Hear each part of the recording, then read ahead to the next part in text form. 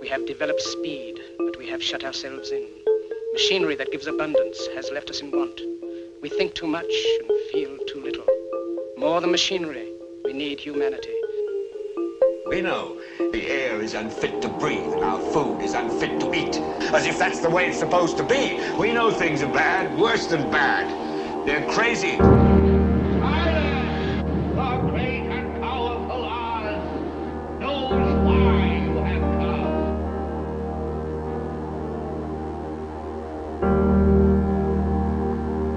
You've got to say, I'm a human being. God damn it. My life has value. You have meddled with the primal forces of nature. Don't give yourselves to brutes, men who despise you, enslave you, who regiment your lives, tell you what to do, what to think, or what to feel, who drill you, diet you, treat you like cattle, use you as cannon fodder. Don't give yourselves to these unnatural men with machine minds and machine hearts.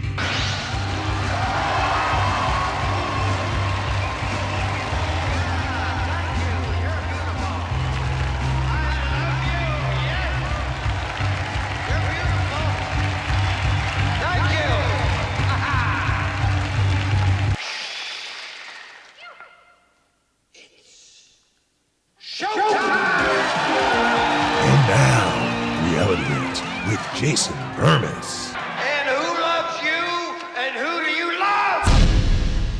Good morning, everybody. I am Jason Bermas. This is Reality Rants, brought to you by redvoicemedia.com. And we are ready to kick off another week of independent media that you will not see just about anywhere else. And the lead story is yet another microcosm of how the establishment media is totally and completely beholden to narrative management and what they like to call the great narrative. Now, the great narrative is essentially one of convenience when you can tell a story that benefits your predatory global agenda. Okay, and this is not new. Narrative management is really just a portion of psychological warfare, which has been utilized for centuries, if not millennia. There's the physical warfare, there's the psychological warfare. And there was a story that came out over the weekend that just blew me away, that I had not heard it literally anywhere else. And it actually harkened back to an interview I had done a couple weeks ago via Premium. Great reason, by the way, great reason to be supporting this broadcast over at www.redvoicemedia.com/uncensored, okay? Because 2 weeks ago, and now it's about to be free, we'll post it sometime this week, I was interviewing or being interviewed by. It's hard for me to tell because we had the premium interview with Richard Andrew Grove, and then I went on his show, Grand Theft World. I'm going to put that out as well. I know a lot of people don't sit through 7-hour podcasts. I love that podcast. I was actually watching it last night, and again, I saw a couple videos that I had not seen that we're at least going to briefly discuss today. And I brought up John Lennon, and I said, isn't it weird that whenever the Federal Bureau of Investigation is all up on somebody, is all up in the business, okay, like John Lennon, like Martin Luther King Jr., okay, they die. They get shot. And I said they get shot in the head. And then all of a sudden, kind of almost in passing, Richard Andrew Grove says, or in the chest. And I believe he brought up this person who we're going to discuss today, David Whelan, okay? He says, if you believe David Whelan. I believe that's in there, again, a couple weeks ago. We know my brain can be a bit rusty every once in a while. And I go, oh, I'd never heard that before. I was totally and completely unaware of what they were talking about. And then this story comes out. second shooter behind John Lennon murder. New evidence reveals bullets from 2 different guns were pulled from Beatle legend body in autopsy. That seems like a big story. Now, over the years, the left has praised John Lennon. I gradually, as I learned more about the FBI and John Lennon, which is a great documentary, by the way. It's got to be well over a decade old, maybe even a decade and a half at this point. And his not only his anti-war stance, but his stance on overpopulation and how there's plenty of resources and that the world can have a much larger carrying capacity. We've played that famous interview with Dick Cavett on the show before, and it's an important one. Okay? It's one that matters because this guy was a cultural icon. Now, I know a ton of you in the comments are going to go, Beatles, Tavistock, all that stuff. Moot point. Irrelevant. I'm not saying that the Tavistock Institute didn't prop up the Beatles. I'm not saying that a lot of what we saw with Beatlemania wasn't convoluted or even constructed or part of a great narrative back then. That's not the discussion today. The discussion is that you have one of the most beloved figures in music and entertainment. And you have this headline, not at ABC News, not at CBS, not at Fox News, MSNBC, or CNN, but once again, the Daily Mail. If this is true, and there is, the document's right there from the morgue, okay? And this person spent several years. We're going to read the entire article because it's an important one. This should be the lead story everywhere, no matter what else is going on in the world. Escalation of the war in Ukraine, this should be the number one story. Donnie T fighting the indictment, Bill Barr saying Johnny nonsense about it. This should be the number one story. Even if it didn't involve the Federal Bureau of Investigations that, look, in large part, I deem necessary.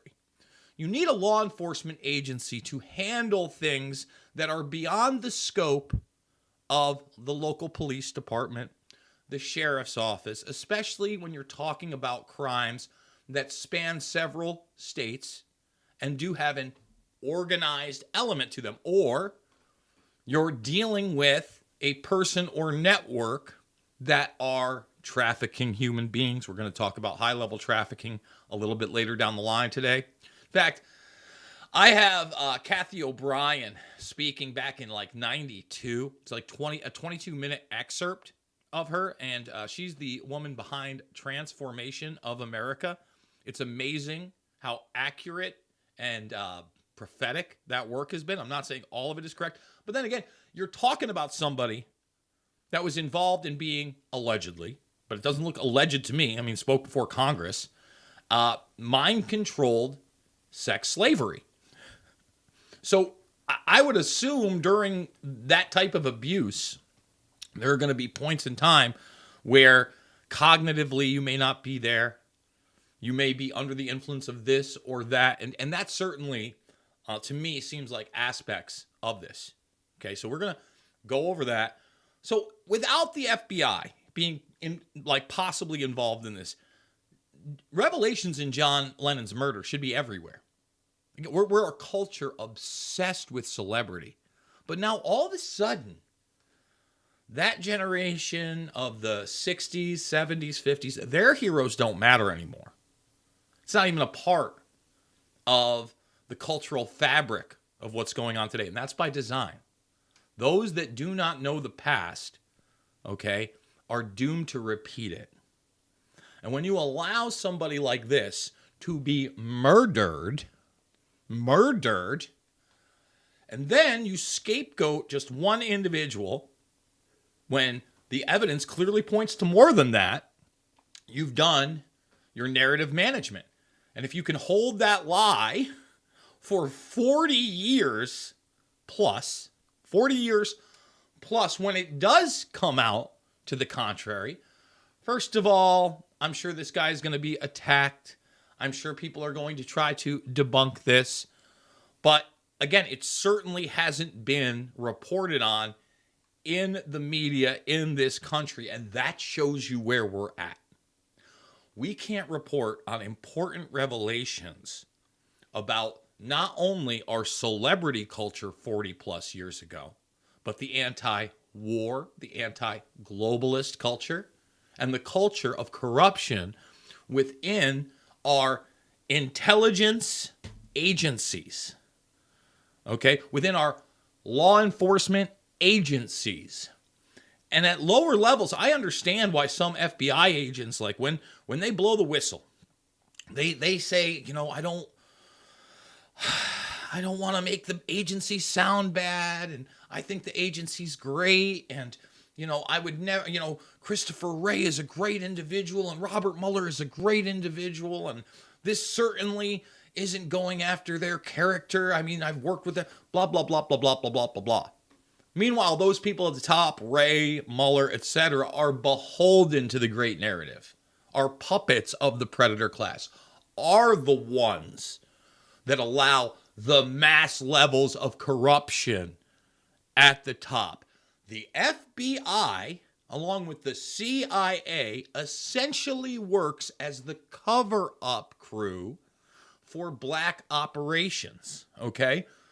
And we're going to go over a little bit of the Donnie T indictment today, and now you got Bill Barr out there. I told you Bill Barr was bad news.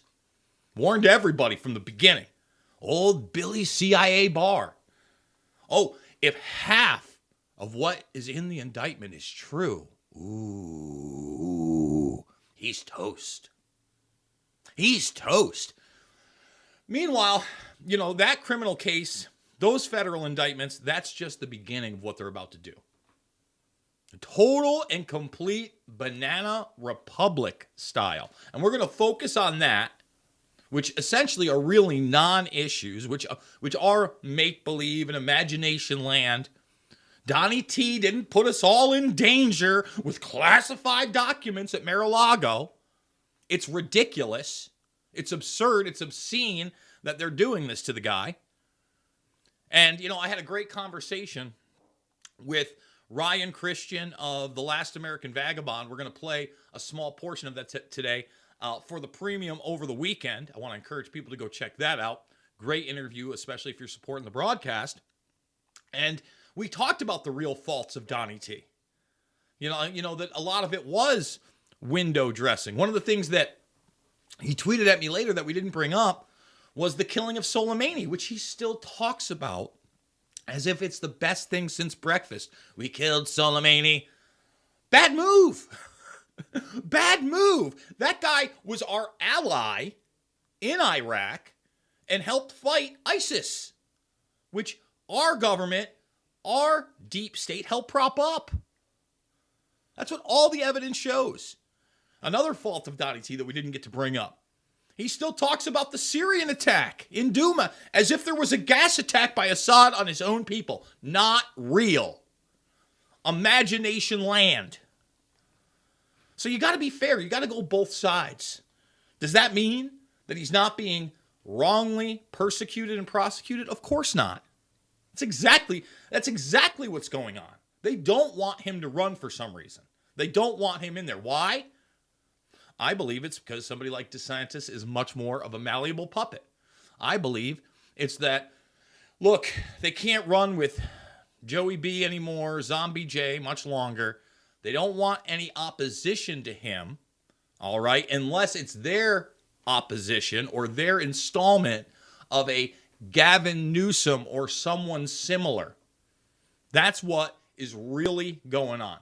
So on the flip side of this upcoming break, we're going to read this Daily Mail article about John Lennon and two separate kinds of bullets being pulled from his body. That revelation 40 plus years after the event. We're going to get into that significance and so much more. Remember, all the premium is over at redvoicemedia.com/uncensored. It's not just Ryan Christian. We had Ian Crossland this weekend. bang-up interviews. We're going to be playing samples of each, and we'll do that sometime after a word from our sponsor. You're still looking good. I'm still feeling good. You know, I've got all your MyPillow products. Mattress topper, bed sheets, MyPillows, towels, slippers, blankets, sleepwear, dog beds. Whoa, Charles. Everyone now can get MyPillow products at huge discounts at MyPillow.com. That's right. Now's the time to go to MyPillow.com or call the number on your screen. Use your promo code to take advantage of our 3-in-1 sale. We're bringing you exciting new products, overstock specials, and closeout deals you won't find anywhere else. For example, when you buy one of our brand new MyPillow 2.0s, you get another one absolutely free. And with our overstock sale, you save 50% on our luxurious Giza Dream bed sheets. That's as low as $29.99 for the best sheets ever. And with our biggest closeout special, you get our all-season slippers for only $35. Or our sandals and slides for just $25. Quantities are limited, and once they're gone, they're gone. Thanks, Mike. I'm interrupting that commercial. Use the promo code RVM when shopping at all My Pillow store items. Okay, let's read this bad boy. Let's get into it. We got a ton of other headlines. I don't know whether we're going to get into the 10-foot aliens and the family that claims to have seen them, the weird police dash cam footage, all that weirdness. PSYOP anybody? I don't know. You know, I don't want to accuse a family of being dishonest, but I really wonder what happened to them, what they encountered. It doesn't feel like a group hoax in the sense that they just called the police for calling the police. It seems like something did happen there, but we'll get there. We'll get into it. We're going to hit that one. We're also going to talk about Ted Kaczynski, the Unabomber, apparently died of suicide over the weekend. First, it came out that he died in his 80s in prison. Now it's being revealed through sources that it appears that he committed suicide, maybe even tried to commit suicide prior to this by hanging himself with his underwear. Very possible, by the way. And I think that we're going to give a very different take on Kaczynski than most people. I'm certainly not going to aggrandize him or any type of hero worship. But we're going to go to an old school article by Bill Joy that some of you may be aware of called Why the Future Doesn't Need Us. And again, talk about prophetic. That article now 20 plus years old. 20 plus. I mean, closer, I think, to 25 years old. That's how crazy, it's crazy the world's gotten. But again, let's read this bad boy. So here it is, second shooter behind John Lennon murder. New evidence emerges. 2 different guns may have been used in the John Lennon shooting, according to a British writer investigating the case. Author and TV producer David Whelan has unearthed official records showing for the first time that 2 different types of bullets were removed from the music legend's body following his fatal shooting on December 9th, 1980. Mr. Whelan believes a second shooter could have been involved in the murder of John Lennon and has now uncovered dramatic new evidence supporting his case. The Mail Online reported in April how Mr. Whelan already discovered a trove of fascinating documents relating to the killing, which took place as Lennon and his wife Yoko Ono returned to their home in the Dakota building overlooking New York's Central Park. Mr. Whelan's 3-year investigation into the murder has highlighted a series of extraordinary inconsistencies, including the suggestion that detectives may have fundamentally misunderstood how the shooting happened. Okay? And you see this right here. Here's some of the documentation that he is discussing. Okay? And there's the other bullet, lead bullet, load bullet. Okay? Now, they say they're 38 cals on both of these, but he's discovered evidence that suggests something possibly a little bit different, eh? Mail Online has exclusively revealed some of Whelan's dossier, including convicted gunman Mark Chapman's hit list, published for the first time, which, as well as the former Beatle, also featured Marlon Brando and former First Lady Jackie Kennedy Onassis. Now Whelan's research has focused on the bullets recovered from the scene. Oddly, only 2 slugs were ever entered into evidence according to the documents, despite the fact that Chapman said to have fired all the rounds in his 5-chamber .38 special revolver, 4 of them hitting Lennon. The whereabouts of the missing 3 bullets is unknown, but 2 bullets, which were removed from Lennon's body during the autopsy, raise their own intriguing questions, says Mr. Whelan, because they are marked as being of different types. One is marked on a receipt from the New York morgue where Lennon's body was stored as a .138 caliber SWC, which stands for semi-wad cutter or hollow point, designed to spread out on the impact with a target. The other is simply listed as a .38 cal lead bullet. So there you go. That was the difference right there. Mr. Whelan told Mail Online, though unlikely, it is possible to have different types of ammunition in a single revolver. Seems bizarre. But Chapman always insisted he was using hollow point wad cutter bullets, and he was familiar with guns and ammunition from his security days.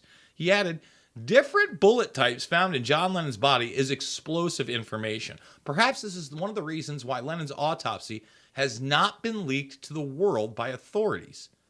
And the wishes of Lennon's family to keep John's autopsy private have been respected. 40 plus years later. By the way, let's get the thumbs up on this one.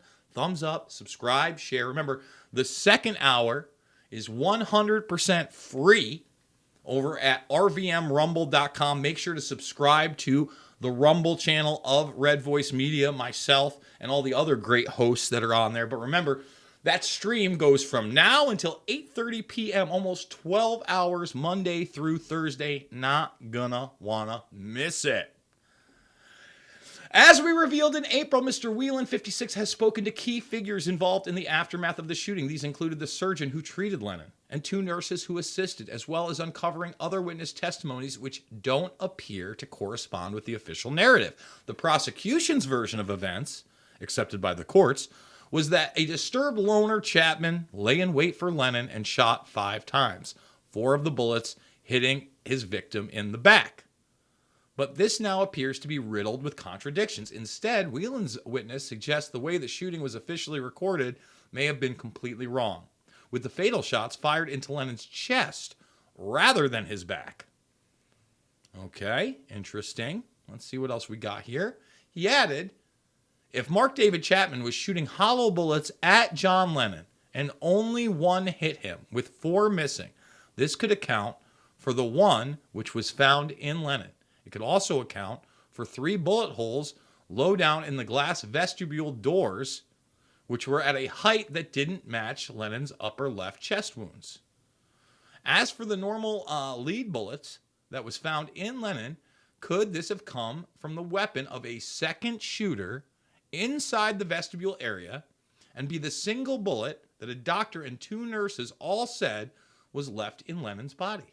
He added the scenario would be that Chapman fired at Lennon when he was walking into the vestibule doors. 4 missed, with 3 hitting the glass doors. 1 hollow bullet struck Lennon. Lennon staggered onwards into the vestibule, but a second shooter concealed inside the building finished the job and shot Lennon with 4 bullets in his upper left chest area in a tight professional grouping, as the medical staff all claimed. A tight professional grouping, with 1 bullet staying in Lennon and 3 exiting his back. In my opinion, this scenario is the only credible explanation for 2 different bullet types being found in John Lennon's body and the 3 lowly positioned bullet holes in the glass doors. He added, a new independent investigation into John Lennon's assassination surely must now be conducted to clear up these disturbing anomalies. We owe John Lennon and his family the truth about his awful murder, a murder which is increasingly beginning to look like a cleverly conspired assassination. Ballistic expert Andrew Kerr said he could not be 100% certain the 2 bullets were of a different type from a photo, but added, I think you can believe what has been recorded on the evidence tags on that. Mr. Kerr, managing director of Birmingham-based ballistic armor design and manufacturing company England Safety, added, you can't tell from the picture alone that the 2 bullets have come from the same barrel, but you'd have expected the police to have carried out that as a basic investigation. I don't think you can read much into the swapping between hollow points and ordinary bullets because most criminals are disorganized. They take what they can get. Oh, I love it. Oh, I love it. Most criminals are disorganized. Are they? Maybe crimes of passion, premeditated crimes by those with weapons training from the security business. They're disorganized. Guy had a list. It's just so bizarre, the excuses and the annotations we get in these major events. Because what? A great narrative has to be maintained. That's the reality. Mr. Whelan previously revealed firsthand witnesses' statements by a medical team who tried to save Lennon, surgeon Dr. David Halloran, and 2 nurses, Barbara Kimmerer and Dia Sato, all of whom stated unequivocally that Lennon was shot 4 times in his upper chest area from the front, with 3 of the bullets exiting from his left back, 1 round remaining in his chest or lower shoulder area from the front. Not back into the left, from the front. Eyewitnesses do agree on where Chapman was standing just at the entrance to the Dakota's Porticio with his back to Chapman. Said Mr. Whelan, as in the case of John F. Kennedy, you simply cannot get shot in the front from the back. He continued, the hollow point bullets Chapman supposedly used do not usually pass through a victim, as they are designed to spread out on impact, causing maximum damage to the body. Yet 3 bullets did pass through Lennon, leaving holes in the glass panels of a vestibule door attached to the security entrance of the building. Whelan claimed that the slub marks on the door were too low to have come from the shoulder. Sometimes they repeat a little too much here. I'll just say that. We're almost there. But yeah, I want the whole thing. I want the whole shebango on this one. This one, I don't know how this hasn't gone mega viral yet, even without the mainstream media. Again, John Lennon, one of the most influential characters, of the 20th century, period. And especially, in that 1950s through the Vietnam era, right? Post-World War II through Nam, pretty important guy. Other evidence gleaned from Whelan about those who may have influenced Chapman has led him to question whether the young man might have been groomed for the assassination through manipulation or even hypnosis by powerful backers with links to the right-wing Southern Baptist groups, the U.S. military, or the Central Intelligence Agency. Ding, ding, ding, ding, ding, ding, ding, ding, ding, ding, ding. Da-ding. Mail Online contacted the NYPD. What is that it? So you ended it with they contacted the NYPD? Wish they would have said whether or not they responded with anything. So there's the hit list right there. Walter Cronkite, Johnny Carson, George C. Scott, Jacqueline Kennedy Onassis, and Marlon Brando. It's very bizarre to me that Lennon's at the top. They're all TV people, okay, or movie people. So you've got famous people, but the only political figure is John Kennedy's wife. That's bizarre, right? And one newsman, Walter Cronkite, the most trusted man in the news. America's most trusted news anchor at the time. George C. Scott almost feels out of place. I mean, huge actor at the time, but certainly not like a name like Brando or Carson. Just really bizarre. A story that, again, should be going mega super viral, but for some reason isn't even being discussed in most places. Weird. Weird indeed. Now, on the flip side of this next break, we're going to talk about the Unabomber, Ted Kaczynski, his death, and this article right here. Why the future doesn't need us. And you can still read this today. This is, again, now, wow, it's crazy. 23 years old? Is it? A little bit more? This is April 1st, 2000. This is on the heels of Ray Kurzweil, who's featured in the beginning of this article. We're going to probably read all the way through the significant portion regarding Ted Kaczynski, which may take us a little bit of time, just a tiny smidge of time, but important. This is way back in the day during the age of spiritual machines, which we constantly reference, because This is where people within the tech industry started to realize transhumanism is a real thing. And Bill Joy was on the inside with Sun Microsystems. That and so much more after this word from our sponsor. Welcome to Reagan Gold Group. We're glad you're here. We understand that you're probably feeling the pain of rising inflation and are worried about how it may be affecting your hard-earned savings. Thanks to H.R. 5376 passed by President Biden, many 401k and IRA savers are facing a nightmare. Governments are printing fiat currency at an alarming rate, which means that the value of your savings is being eroded day by day. However, there is a way to escape wealth confiscation. Precious metals such as gold does not depreciate over time and is a sound investment that keeps on growing. Physical gold is not subject to fraud, and as inflation rises, so does the price of gold.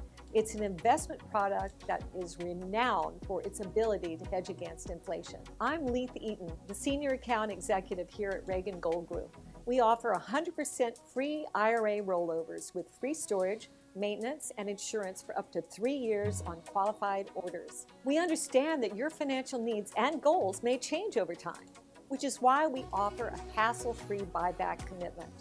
This allows you to sell your precious metals any day, anytime at the current market value. Whether you're looking to cash in on your investment, diversify your portfolio, or simply need some extra cash, our buyback commitment is here to support you. We offer a price match guarantee to ensure you get the best price for your precious metal investments.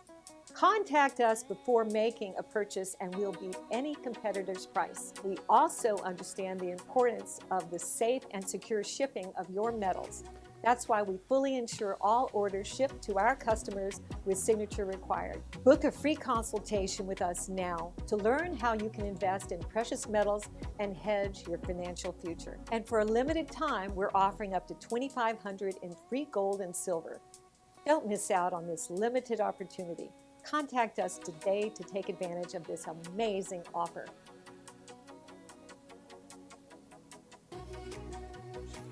RVMGold.com for all your gold needs. Okay. I want to read this quote quickly. If our society had no social problems at all, the leftists would have to invent problems in order to provide themselves with an excuse for making a fuss. That's Kaczynski.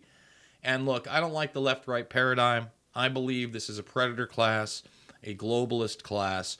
But I also do believe both sides, the left and the right, are utilized in this agenda. And the social agendas of control are definitely more along the lines of the left.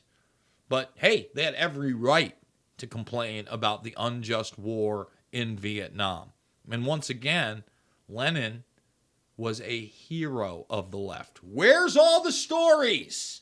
Let's get 100 thumbs up. I want to remind people again, second hour, completely free, RVMRumble.com. Let's get into it, why the future doesn't need us. Our most powerful 21st century technology, robotics, genetic engineering, and nanotech are threatening to make humans an endangered species. How prophetic is this? Now, first of all, look at the graphics here. You got basically these old school cogs, and they're not even like the cogs in the machine. They're the useless cogs that are left over, kind of the excrement, right? The garbajo. Then you got what appear, I don't even know the painting. I'm not going to sit here and act like, oh, well, this is the Renaissance period. But it sure looks like, something that is talking about God, possibly angels in the back with the flying birds, etc., as a reference. But religion, okay? There, we got a little bit of bio-nanotech going on, eh? Eh, comrade? A little bit of bio-nanotech. And then right here, the sun, novas, etc. And this still shot from 2001, A Space Odyssey, one of the most prophetic films out there, especially in the arena of artificial intelligence and transhumanism, which go together like peanut butter and jelly. Okay? So here it is, Bill Joy of Sun Microsystems, Why the future doesn't need us. I know that if you watch AJ, this article is constantly referenced, and it should be because it's very, very important. I became involved in the creation of new technologies. Their ethical dimensions, ethical dimensions have concerned me, but it was only in the autumn of 1998 that I became anxiously aware of how great are the dangers facing us in the 21st century.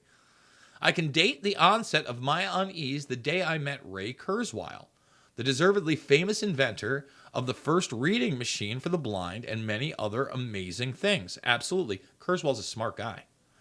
Ray and I were both speakers at George Gilder's Telecosm conference, and I encountered him by chance in the bar of the hotel after both our sessions were over. I was sitting with John Searle, a Berkeley philosopher who studies consciousness. While we were talking, Ray approached and a conversation began. The subject which haunts me to this day. And it is haunting when you look at the repercussions here. While I had heard such talk before, I had always felt sentient robots were in the realm of science fiction. But now, from someone I respected, I was hearing a strong argument that they were a near-term possibility.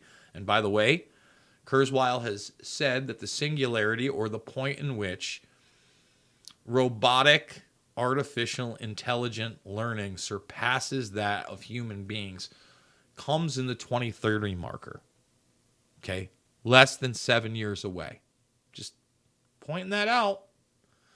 I was taken aback, especially given Ray's proven ability to imagine and create the future. I already knew that the new technologies like genetic engineering and nanotechnology were giving us the power to remake the world, but a realistic and imminent scenario for intelligent robots surprised me.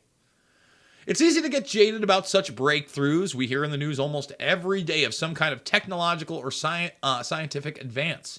Yet this was no ordinary prediction. In the hotel bar, Ray gave me a partial preprint of his then forthcoming book, The Age of Spiritual Machines, which outlined a utopia he foresaw, one in which humans gained near immortality by becoming one with robotic technology. On reading it, my sense of unease only intensified. I felt sure he had to be understanding the dangers, understating the probability of a bad outcome along this path. I found myself most troubled by a passage detailing a dystopian scenario.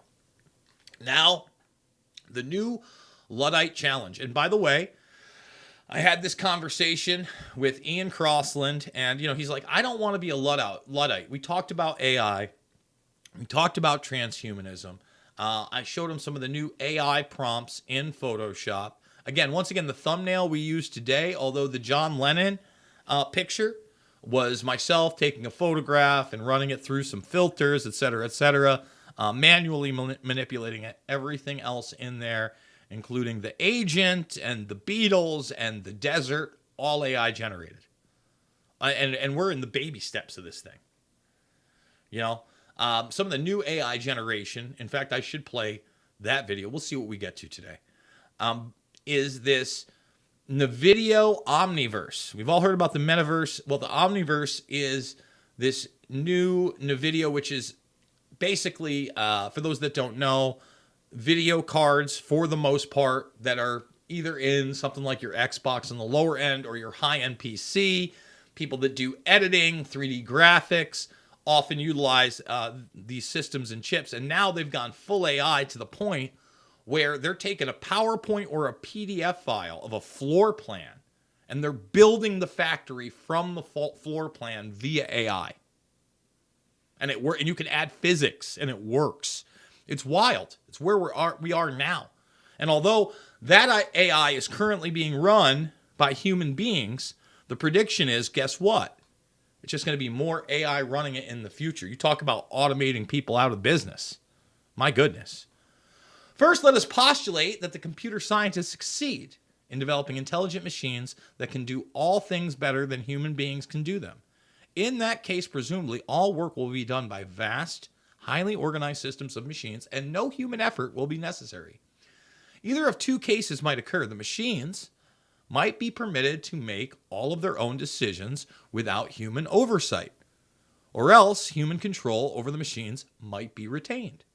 If the machines are permitted to make their own decisions, we can't make any conjectures as to the results, because it is impossible to guess how such machines might behave. We only point out the fate of the human race would be at the mercy of the machines. It might be argued that the human race would be, that the human race would never be foolish enough to hand over the power to the machines, but we are suggesting neither that the human race would voluntarily turn power over the machines, nor that the machines would willfully seize power. What we do suggest is that the human race might easily permit itself to drift into a position of such dependence on the machines that it would have no practical choice but to accept all of the machines' decisions. Here's the real scenario, though. At the top of those machines, there will be always humans that program them. It's a destroyed by design scenario. You understand? They want us to believe that we're just drifting into it, when actually it's not a drift, it's a direction. But this is easing the blow. You understand? This is making it more palatable for everybody. And again, this is 20 plus years ago. As society and the problems that face it become more and more complex and machines become more and more intelligent, people will let machines make more of their decisions for them, which we have. Simply because machine-made decisions will bring better results than man-made ones. Eventually, a stage may be reached at which the decisions necessary to keep the system running will be so complex that human beings will be incapable of making them intelligently. At the stage of the machines will be ineffective control. People won't be able to just turn the machines off because they will be so dependent on them that turning them off would amount to suicide. That's why you don't want your power grid integrated into this, especially when they're telling you cyber attacks are imminent. All that stuff should be offline. Every single thing. You should have an infrastructure internally that runs it through a computer system that essentially can't be touched or hacked or manipulated from the outside. That a cyber attack would not be able to affect it. And that's why even blockchain technology with smart contracts is extremely dangerous, and they're prepping you for this. Okay, once again, this, in my opinion, is by design. On the other hand, it is possible that human control over the machines may be retained. In that case, the average man may have control over certain private machines of his own, such as his car or his personal computer, but control over large systems of machines will be left in the hands of a tiny elite, just as it is today, but with two differences. Due to improved techniques, the elite, the predator class, will have greater control over the masses. Because human work will no longer be necessary, the masses will be superfluous. Superfluous. See, I can do big words. Will be superfluous. A useless burden on the system. You already hear them over the past several decades talking to the masses of humanity as if they're useless eaters. If the elite is ruthless, they may simply decide to exterminate the mass of humanity.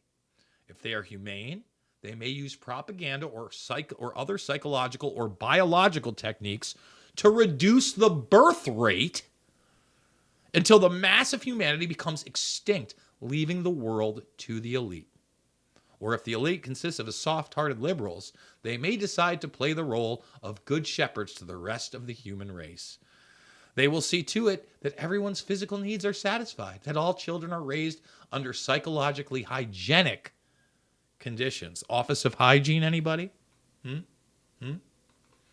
That everyone has a wholesome hobby to keep him busy, and that anyone who may become dissatisfied undergoes treatment to cure his problem. Of course, life will be so purposeless that people will have to biologically or psychologically be engineered either to remove their need for the power process or make them sublimate their drive for power into some harmless hobby. These engineered human beings may be happy in such a society, but they will most certainly not be free. They will be reduced to the status of domestic animals. It's not until you turn the page you find out that that is from Theodore Kaczynski, the Unabomber. Stay tuned. After this word from our sponsor, we're going to dissect that whole section right there, which seems to be pretty damn prophetic. Do you owe $10,000 or more to the IRS? Have you been threatened with levies or have unfiled returns? The IRS is hiring 87,000 agents to boost IRS collections, and they have the power to seize assets, freeze bank accounts, and they can even take your home. Tax Network USA can help you today before it's too late. Our CPAs and certified tax experts have proven strategies that work for taxpayers time and time again. These same strategies have saved over $500 million in back taxes, permanently resolving tax debts for good. Stop collections and get relief today before it's too late. We are back. I want to get into artificial intelligence, what it really is, and again, how a tiny portion of the populace is really in control of it even right now. And Sam Altman and Eric Schmidt, although they testified before Congress and seemingly said different things, we need to stop AI, we need to go with AI, they both said the same thing. It needs to be regulated by the few and not really accessible to the many. So I think that Kaczynski was dead on here. Dead on here. In the book, you don't discover until you turn the page that the author of this passage is Theodore Kaczynski, the Unabomber. I am no apologist for Kaczynski. His bombs killed 3 people during a 17-year terror campaign and wounded many others. One of his bombs gravely injured my friend, David Gellanter, one of the most brilliant and visionary computer scientists of our time. Like many of my colleagues, I felt that I could easily have been on the Unabomber's next targets. Okay, Kaczynski's actions were murderous and, in my view, criminally insane. He is clearly a Luddite, but simply saying this does not dismiss his argument. As difficult as it is for me to acknowledge, I saw some merit in the reasoning in this single passage. I felt compelled to confront it. So the article goes way deeper. I could spend the rest of the 2-hour broadcast going over it. We're not going to do that. Instead, we're going to go to this small portion of my conversation with Ian Crossland, who you've seen on Timcast IRL and a multitude of other platforms, discussing AI and eugenics, aka the rebranded eugenics, under this transgender, transhuman agenda, transgenics. Here we go. If they've got about 30 seconds of, and by the way, there's other examples of this, of your voice. They had tricked a film company by calling and in real time had the Cumberbatch voice through AI. And it was only when they wanted a video conference, they weren't going to give them the $250,000. This isn't even an isolated story at this point. So some people are also, so I played 60 Minutes. Okay, there's a 60-minute segment that I could play you or send to you where this woman comes in. She's being interviewed by 60 Minutes, obviously, and she has the interviewer's voice, right? So she takes that voice, she creates an AI, she spoofs that person's phone number, because obviously she has that person's phone number, and calls her assistant. And she calls the assistant in her boss's voice and asks her for her passport number. And without thought, because it comes up her boss's number and her boss's voice, she doesn't think twice about it and gives it up. And then she plays the thing for her and she's like, oh my God, I gave away your passport number. So it's a dude, voice is on in real time. Commercially available. What's that? Commercially available. That's not. It's yeah. It's good enough to trick the average mind for sure, but I wonder if it can reach the soul away in the same way that a human does. Well, I that's the don't thing. know. It's so that let me make it clear. It's not full AI. I'm talking. It's just in the inflections and voice of that person. So it's like a voice modulating Yes, machine? it's a real-time voice modulator based on previous recordings. So it's And not. as I was, so it's not the computer talking. as I was saying, like, I wonder if a computer will ever be able to replicate a human voice. I was just thinking about iTunes, and like that's a computer replicating. It's a recording, which is a replication of a human voice. It's still John Lennon. I'm just as transfixed by it. Although when you go to a live concert, you know the difference. I mean, you can feel the bass pumping through your body. You can see the guy feel the guy vibrating in front of you. But, you know, virtual recordings are still spectacular. I'm not going to lie. And if it's a difference of spending $1,000 to go fly somewhere and watch someone, or get the computer version of it for free, I don't think there's going to be much competition for the artist to play live. Maybe this is just me hoping. Like, I don't want to be a Luddite here.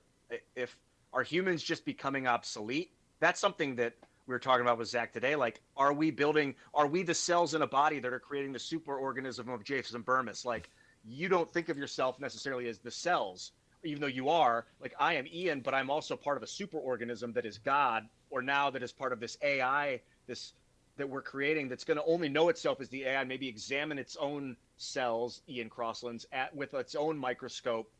Maybe it's already happening. You know, maybe God is looking at us like the cells in its body, and transfixed by our behavior. Well, I think listen, I'm hoping we're not making ourselves obsolete. In my mind, what is happening right now is there's a purposeful move by a predator class that over a long period of time has not only controlled a lot of nation states, but resources. That's what's really important, right? I mean, obviously the economic systems, et cetera, the banking systems are important, but you got to have the resources to do that, right? You can't, if you don't have energy, power, the military, it doesn't work. So they have all these resources, and I think that they truly believe that transhumanism is two things. One, it is that we can biologically live forever at the very tippity top. And we can have a servant class or automated robots to do the vast majority of anything. We can live on our own Eden that we create. But in order to do that, the other side of transhumanism is we need to get the general populace to no longer accept their biology or any kind of notions of traditional religion, and believe that they can go, I don't know, in my opinion, from transgender to transhuman, and really think they can be whatever they want.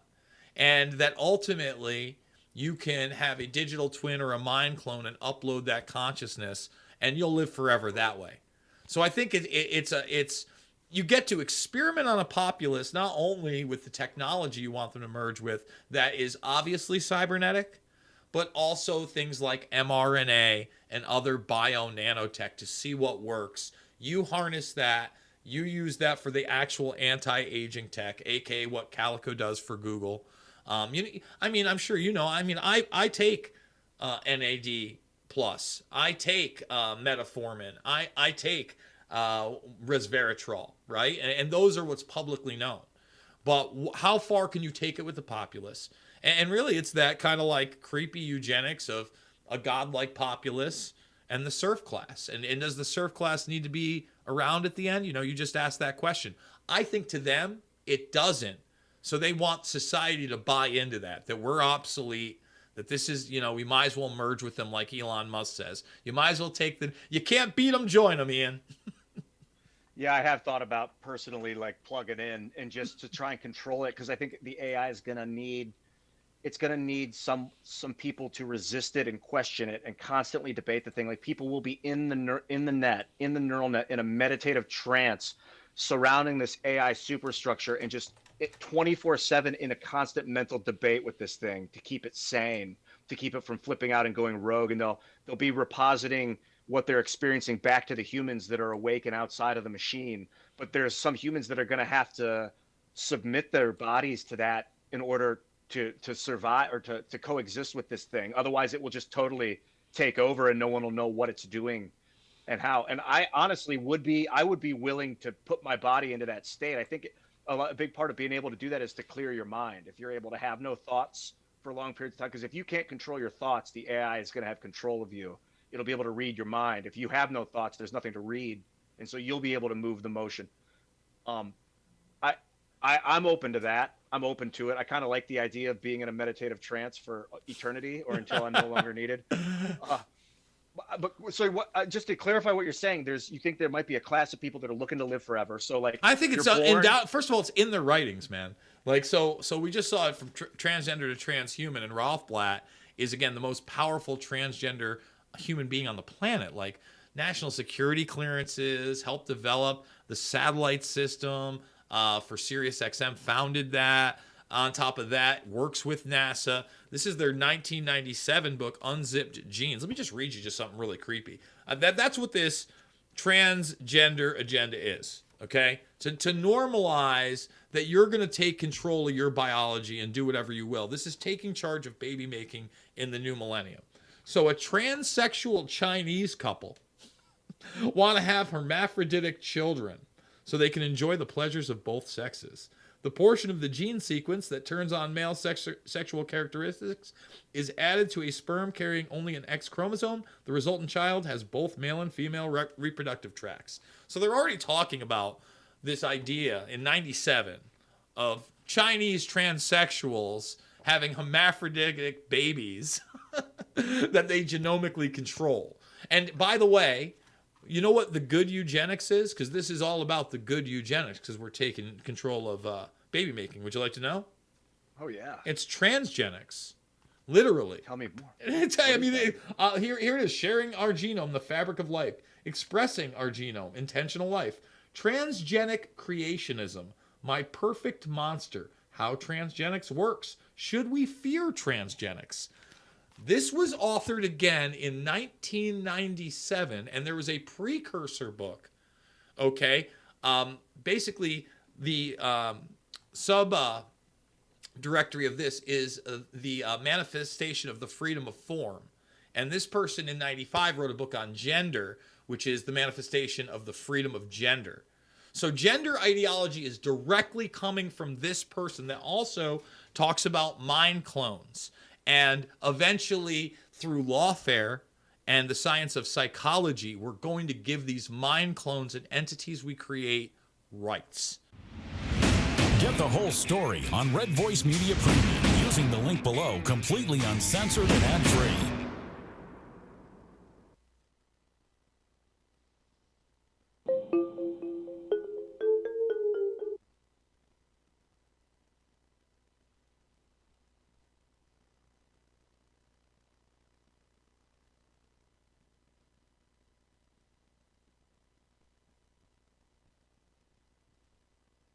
And I'm muted.